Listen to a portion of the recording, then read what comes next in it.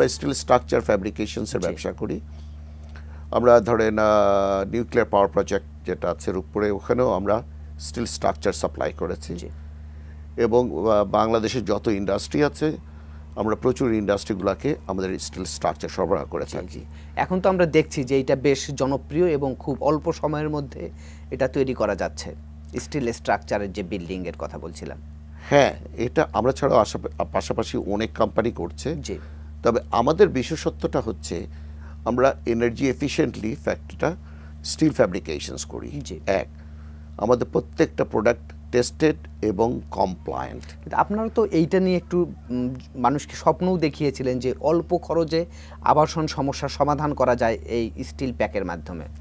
হ্যাঁ, আমরা জয়ভিলা বলে একটা প্রোডাক্ট তৈরি করেছি, যেটা প্লাগ অ্যান্ড প্লে টাইপ, যেটা 2 দিনে আপনার একটা বাসা হয়ে যাবে। এই বাসাটার সাইজ হবে আপনার 720 square feet, 600 square feet, low cost housing. এটা 20 থেকে 25 লাখ টাকার ভিতরে আমরা বাসাটা দিতে পারবো। প্রবাসী বাংলাদেশি শ্রমিক যারা আছেন, যারা দেশে ফিরে আসছেন, ওনাদের জন্য।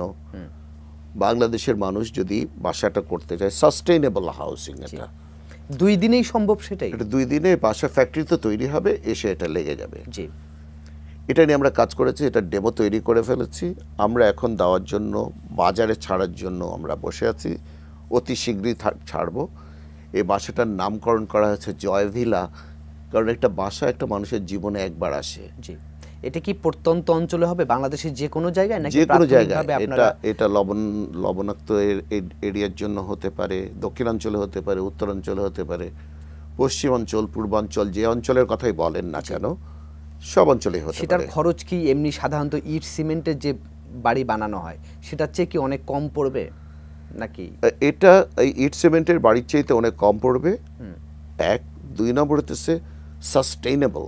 আপনার সাস্টেইনেবল বলতে যেটা বোঝায় সেটা হচ্ছে এটার ভিতরে আপনার রিনিউয়েবল এনার্জি থাকবে, আপনার ইন্টারনেট কমিউনিকেশনস থাকবে, বাচ্চাদের পড়াশোনার জায়গা থাকবে, রান্না করার জায়গা থাকবে, এবং রান্না করার যে ওয়েস্টেজগুলা এগুলা কিন্তু চলে যাবে রিসাইকেলেবল কোনো একটা জায়গায়, এবং এখানে কম পানি ব্যবহার হবে। এবং এটা একটা আধুনিক বাসা, যে বাসায় আধুনিকভাবে মানুষ বসবাস করতে পারবে। জি, আরেকটু আলোচনা করি আপনার সঙ্গে। সেটি হচ্ছে যে এরপরে তো আপনারা এলপিজি ব্যবসাতে নামলেন, এবং আমরা দেখছি যে জি গ্যাস নামে আপনাদের যে এলপিজি, এটিও তো বাংলাদেশে পাওয়া যায়। সেটার একটু গল্পটা শুনতে চাই। আপনার জি গ্যাস কেমন চলছে এখন? আমাদের এটা দক্ষিণাঞ্চলে খুলনার দাকব বলে একটা জায়গা আছে, ওখানে আমাদের মাদার প্ল্যান্ট আছে। আমাদের রূপগঞ্জ, নারায়ণগঞ্জে আমাদের ডটার স্টেশনস আছে। আমরা এলপিজি ইম্পোর্ট করি, বটলজাত করি, এবং জি গ্যাস হিসাবে সারা মাসে বা সারা দেশে আমরা ডিস্ট্রিবিউট করি।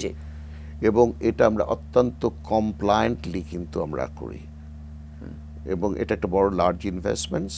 এই ব্যবসাটা এখন তুলনামূলকভাবে একটু স্লো, কারণ হচ্ছে এলসি করা নিয়ে একটা চ্যালেঞ্জিং সময় আমরা পার করছি।